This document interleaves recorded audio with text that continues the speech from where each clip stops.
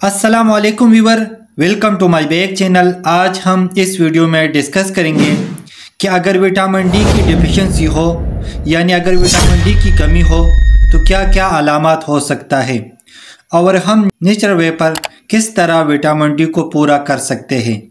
ये सारा कुछ जाने इसी वीडियो में। सबसे पहले बात करेंगे अगर विटामिन डी की कमी होगी तो क्या क्या अलामात हो सकता है। अगर आपको जर्नल वीकनेस हो रही है या इसके अलावा अगर आपको चक्कर आते हैं तो विटामिन डी की कमी हो सकता है। या इसके अलावा अगर आपको वेट गेन हो रहा है यानी वज़न बढ़ जाना भी हो सकता है। और इसके अलावा अगर आपको कैल्शियम की डिफिशिएंसी हो रही है यानी कैल्शियम को ऑब्जर्वेशन करने के लिए विटामिन डी की ज़रूरत होती है। और इसके अलावा लो अमीनो सिस्टम भी हो सकता है। और इसके अलावा डिप्रेशन भी हो सकता है। और इसके अलावा बार बार बुखार भी हो सकता है।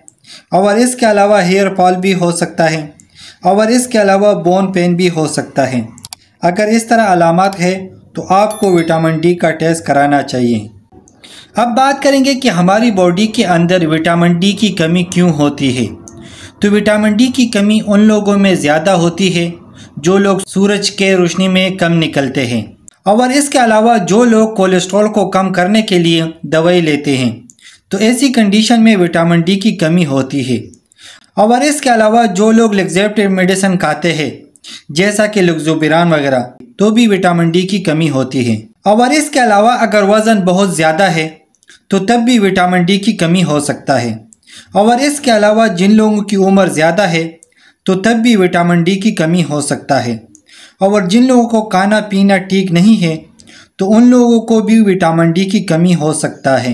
अगर आपको विटामिन डी की कमी लगे तो आपको विटामिन डी का टेस्ट कराना चाहिए। और नॉर्मल विटामिन डी 40 ग्राम पर मिलीमीटर से ऊपर होना चाहिए। अगर 50 है या 70 है तो ज़बरदस्त है। अब बात करेंगे कि अगर विटामिन डी 20 से कम आ जाए तो क्या करना चाहिए। तो विटामिन डी टेबलेट या इंजेक्शन या कैप्सूल लेना चाहिए, लेकिन एक चीज़ का ख़ास ख्याल रखें कि कोई भी मेडिसिन डॉक्टर के मशवरे के बगैर इस्तेमाल ना करें। और विटामिन डी को पूरा करने के लिए आप सेब भी ले सकते हैं। और इसके अलावा अंडे भी ले सकते हैं। और इसके अलावा मछली भी खा सकते हैं। और इसके अलावा दूध भी ले सकते हैं। और बहुत चीज़ों के अंदर विटामिन डी मौजूद है। तो उम्मीद करता हूँ वीडियो अच्छी लगी होगी। लाइक कर देना, शेयर कर देना। अगर कोई सवाल हो तो कमेंट्स कर देना। अगर चैनल पे न्यू हो तो सब्सक्राइब कर देना।